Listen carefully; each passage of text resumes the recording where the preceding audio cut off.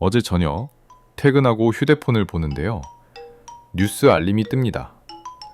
환율 33원 급락, 1,450원대로. 솔직히 이런 생각 안 드셨나요? 그래서 뭐, 내 월급이 오르는 것도 아닌데. 저도 예전에는 그랬어요. 환율이 1,300원이든 1,500원이든 해외여행 갈 때나 신경 쓰는 거 아닌가? 근데요, 이번 건 좀 다릅니다. 정부가 하루 만에 환율을 35원이나 끌어내렸거든요. 3년 1개월 만에 가장 큰 하락폭이에요.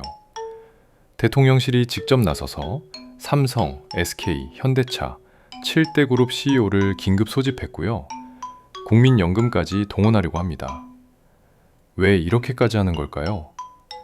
오늘 이 영상에서는 대부분의 뉴스에서 말해주지 않는 진짜 이유를 말씀드리려고 합니다.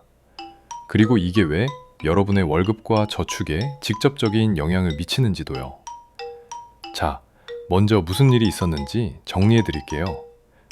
12월 24일 크리스마스 이브 아침이었습니다.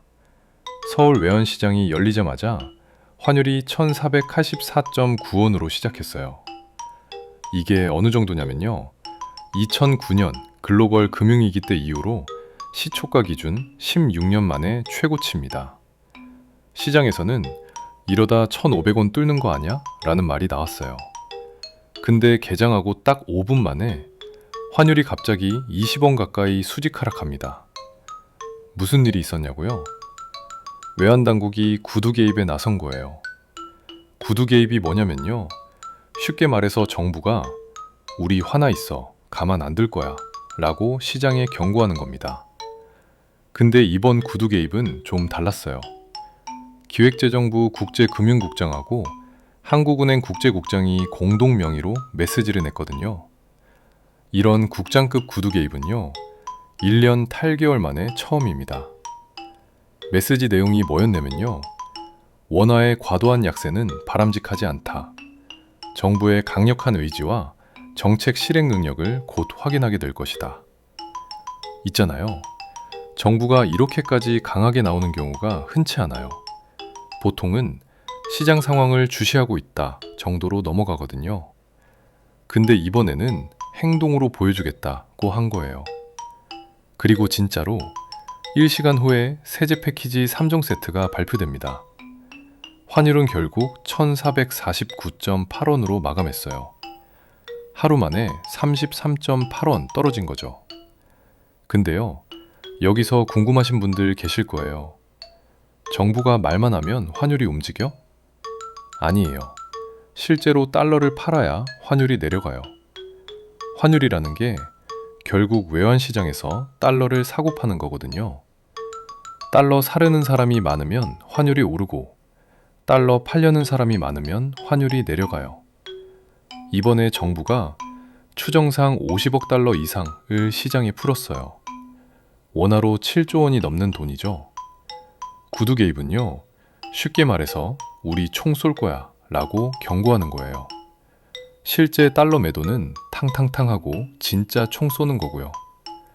사실 12월 24일 전에도 정부가 계속 경고했거든요. 근데 환율은요, 6일 연속 올랐어요. 말만으로는 안 먹혔던 거죠. 그래서 이번에는 다르게 했어요. 말하자마자 바로 실탄을 하더요. 구두 게임 나가고 1시간 만에 세제 패키지 발표하고 동시에 대규모 달러 매도까지 세 가지를 한꺼번에 쏟아부으니까 시장이 이번엔 진짜구나 하고 반응한 거예요. 자, 여기서 질문이 하나 생깁니다. 정부가 왜 이렇게까지 난리를 치는 거지? 여러분, 혹시 연말 종가라는 말 들어보셨어요? 12월 마지막 거래일에 환율 종가를 말하는 건데요. 이게 왜 중요하냐면요. 한국은행, 기획재정부, 각종 경제연구소들이 내년도 경제 전망을 세울 때 기준으로 삼는 숫자가 바로 이 연말 종가예요. 예를 들어 볼게요. 2024년 12월 30일 작년 연말 종가가 얼마였는지 아세요? 1,472.5원이었어요. 이게 뭐가 대단하냐고요? IMF 외환위기 이후 27년 만에 가장 높은 연말 종가였습니다. 왜 그랬냐면요. 12월 초에 계엄령 사태가 있었잖아요. 그 충격으로 환율이 확 튀어올랐던 거예요. 근데 문제는요. 이 높은 연말 종가가 2025년 내내 영향을 미친다는 거예요.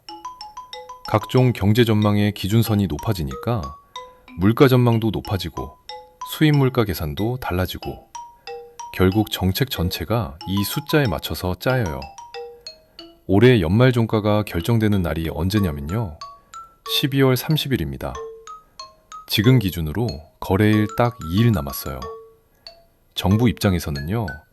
어떻게든 이 숫자를 작년보다 낮게 만들고 싶은 거예요.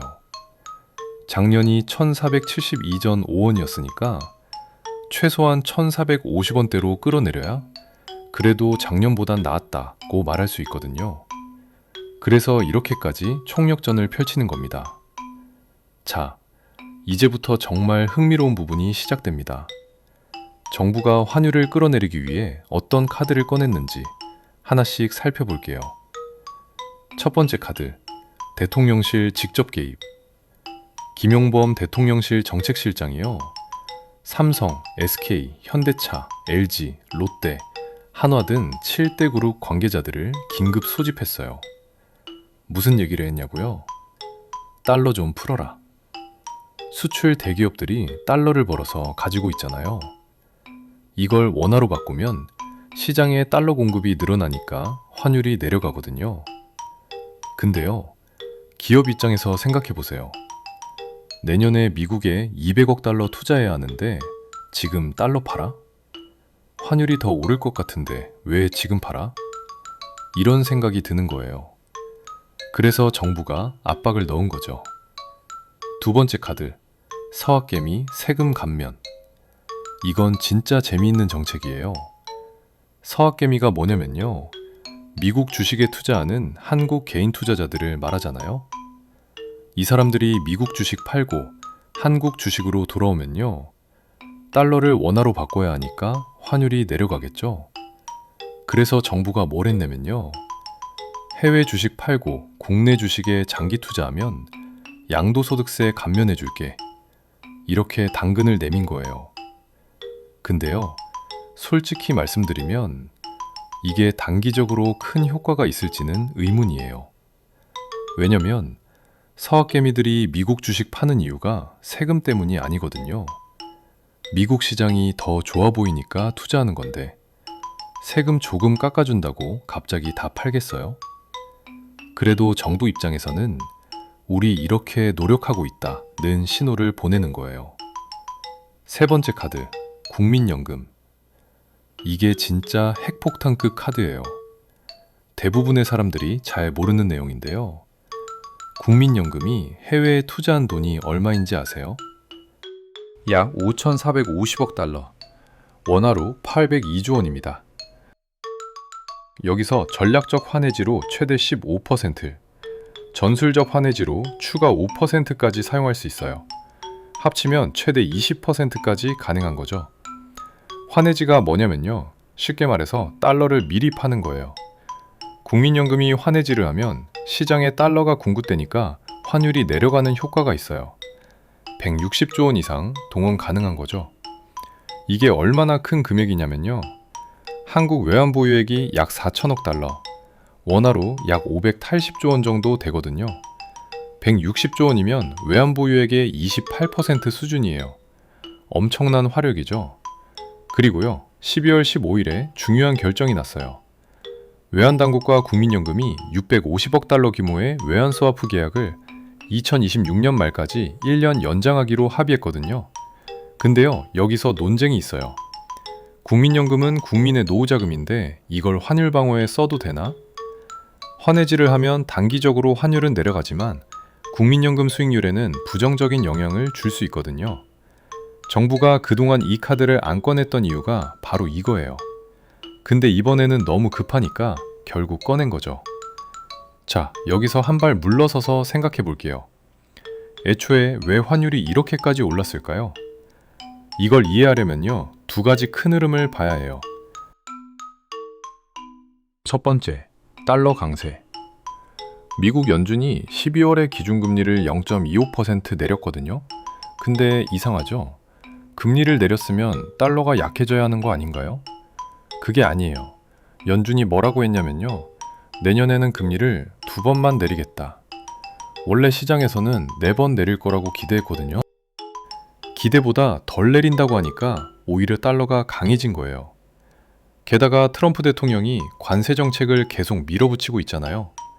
중국의 145%, 한국의 26%. 이러면 미국 물가가 오르니까 연준이 금리를 쉽게 못 내려요. 금리가 높은 상태로 유지되면 달러는 계속 강세를 띠게 됩니다. 두 번째, 원화 약세. 이게 더 심각한 문제예요. 원화가 다른 나라 통화보다 더 많이 떨어졌거든요. 11월 이후로 비교해 보면요. 대만 달러는 2.1% 하락, 일본 엔화는 1.8% 하락. 근데 한국 원화는요. 3% 이상 떨어졌어요. 왜 그럴까요? 서학개미 때문이에요. 한국 개인 투자자들이 미국 주식을 엄청나게 사고 있거든요. 미국 주식을 사려면 원화를 달러로 바꿔야 하잖아요.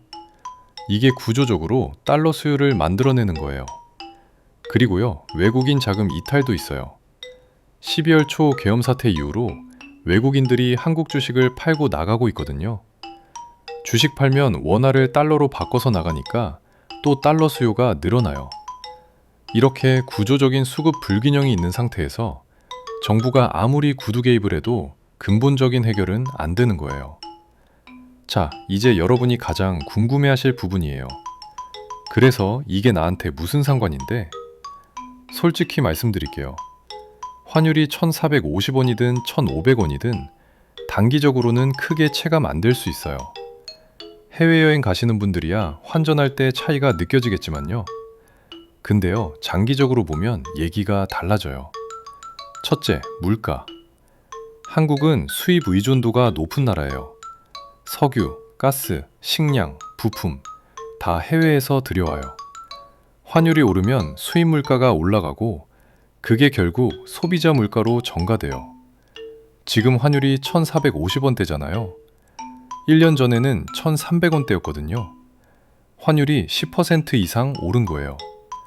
이게 물가에 반영되면요. 내년에 장 보실 때 체감하실 거예요. 둘째, 해외 투자 수익률. 미국 주식이나 해외 ETF에 투자하신 분들 많으시죠? 환율이 높을 때 달러를 샀으면요.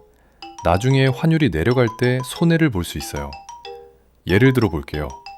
지금 1,450원에 1,000달러를 샀다고 해요. 145만 원 들어간 거죠. 근데 나중에 환율이 1,300원으로 내려가면 1,000달러가 130만 원이 되는 거예요. 주식 수익률이 10% 났어도 환율 손실 때문에 본전이 되는 거죠. 셋째, 대출금리. 이게 좀 복잡한데요. 최대한 쉽게 설명해 드릴게요. 환율이 불안하면 한국은행이 금리를 쉽게 못 내려요. 금리를 내리면 원화 가치가 더 떨어질 수 있거든요. 그래서 경기가 안 좋아도 금리 인하가 늦어지는 거예요. 주택담보대출 받으신 분들, 금리 언제 내려가나 기다리시잖아요. 환율이 안정되지 않으면 그 기다림이 더 길어질 수 있어요. 자, 그럼 이 상황에서 우리가 뭘 할 수 있을까요? 첫째, 환율 분산 투자. 한 타이밍에 몰빵하지 마세요. 달러를 사든 해외 주식을 사든 나눠서 투자하세요. 매달 일정 금액씩 적립식으로 하면 환율 변동 위험을 줄일 수 있어요. 지금 1,450원이 높은 건지 낮은 건지 사실 아무도 몰라요. 그러니까 분산하는 게 답이에요. 둘째, 환해지지 상품 고려. 요즘 환해지 ETF가 많이 나와 있어요. 환율 변동 위험을 줄여주는 상품인데요. 해외 투자 비중이 높으신 분들은 한번 살펴보세요.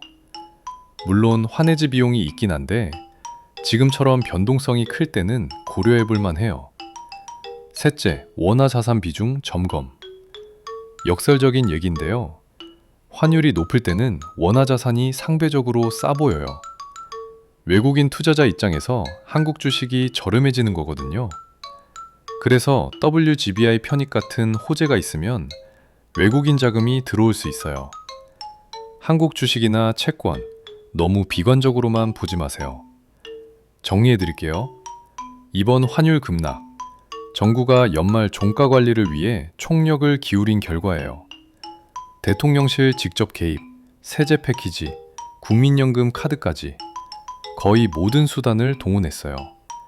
단기적으로는 효과가 있었어요. 하루 만에 34원이나 떨어졌으니까요. 근데요, 솔직히 말씀드리면 2일 후가 진짜 승부예요. 12월 30일 연말 종가가 어떻게 결정되느냐에 따라 정부의 성패가 갈릴 거예요. 그리고 더 중요한 건요, 연말 종가 이후에 환율이 다시 튀어오를 가능성도 충분히 있어요. 구조적인 문제가 해결된 게 아니거든요. 서학개미의 해외 투자, 미국 금리 전망, 트럼프 관세 정책, 이런 것들이 바뀌지 않는 한 원화 약세 압력은 계속될 거예요. 그래서 우리가 해야 할 건요, 뉴스 헤드라인에 일희일비하지 말고 장기적인 관점에서 준비하는 거예요. 환율이 오르든 내리든 분산 투자하고 위험 관리하고 꾸준히 자산을 쌓아가는 거죠. 항상 말씀드리지만 장기적으로 분산해서 투자하자. 몰빵하지 말자. 꼭 기억하시고 2026년을 준비합시다. 오늘 영상이 여러분께 도움이 되었다면 좋아요와 구독, 알림 설정까지 부탁드리고요. 시청해주셔서 감사합니다. 자본감가이었습니다.